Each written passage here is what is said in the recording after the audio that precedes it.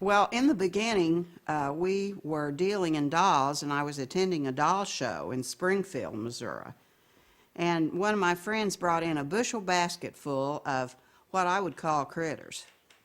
And I became very interested because I wasn't sure what they were, but one leg was always shorter than the other, and they were so funny. So I purchased some of those from her. And that was actually the beginning of getting into the bear business. Well, these early bears were made by someone else whom I never met, but we called them wino bears because the money that she received for making these bears, she used to drink wine. Do you think we really want to put that in? Well, I don't know. But we can leave that You part can out. add it, I think okay. maybe we'll leave that part out, but it is an Okay. interesting fact, you're right. That goes in the But- other version. Okay, go ahead. But really, in the initial stages, none of my family was involved. I just brought those bears home and dressed them, and the next time I took them to a doll show, there was a great deal of interest in them.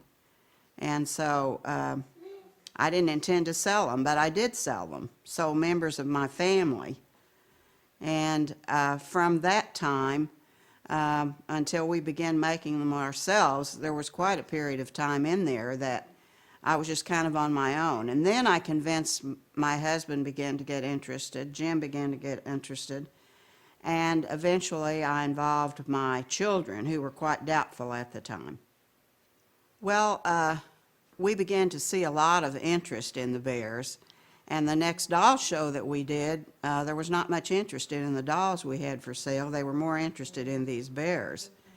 And so there was enough interest that I felt like I needed to involve my family. And so you can't really depend on other people outside of your family, like your own family members. And so we began to work on this project together. Took quite a bit of convincing. At the time, we owned a rather small grocery store in Stott City, but we began to work on the bears there in the store. And we eventually began to sell more bears than we did groceries. So we saw opportunity there for a change in our business. And we all began to become involved in making and selling the bears.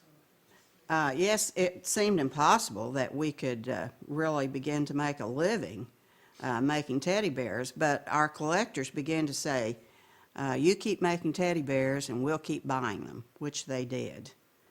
And a lot of times people would buy one bear as a family member, and they would want to buy more to make it complete. And we had comments like, well, I bought a bear for my sister for her birthday, but I had to keep it, so I've come back to buy another one for my sister. Well, my daddy was a preacher, and my mother always told me that I had a God-given imagination. And during the time that I was working on the bears, she'd say, Sally, that idea is from God. But it enabled me to give those bears life and personality. And they were actually people bears. And people would tell me that. And sometimes they would come into the shop and they would say, well, I have an Aunt Mary or I have a grandmother by this same name. And even though it was by coincidence, they loved the idea that there was a bear by that name. Oh, the people that own the restaurant down there, and she has the big fur. Hattie Nicholson is one. Yeah, Hattie Nicholson. Yeah, we don't have a Bealey, but we got Hattie. But Hattie. Nicholson. Hattie is still around?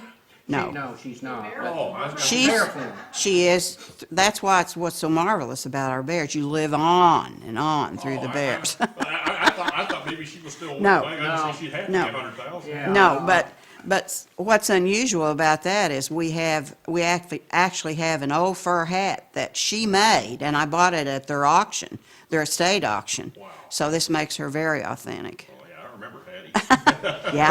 Yeah, Hattie was wonderful. Well, one of the bears I named was Hattie Nicholson because I was able to purchase a hat that actually belonged to her at an estate auction, and she had a little restaurant in Stott City.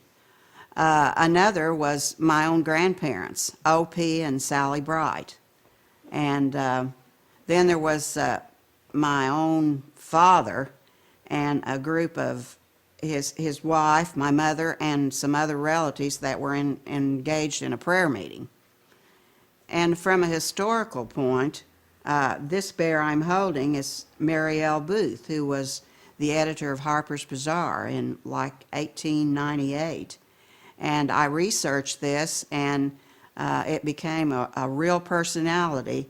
And sometimes we would display her with an old Harper's Bazaar or something like that, which made it so realistic.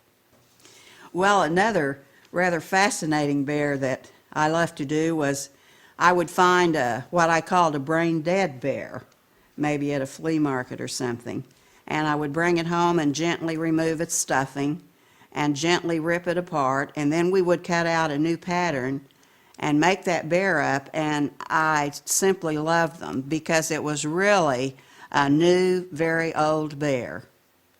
Actually, what makes the bears so unique is they are one of a kind. And I was always on the lookout for old vintage items. And I remember how much I loved to do a secondhand rose. And the beginning of that would be a huge rose that I could put on a hat and come up with a secondhand rose. A lot of times it depended on what I had on hand as to what the bear personality would be. It might be a retired school teacher.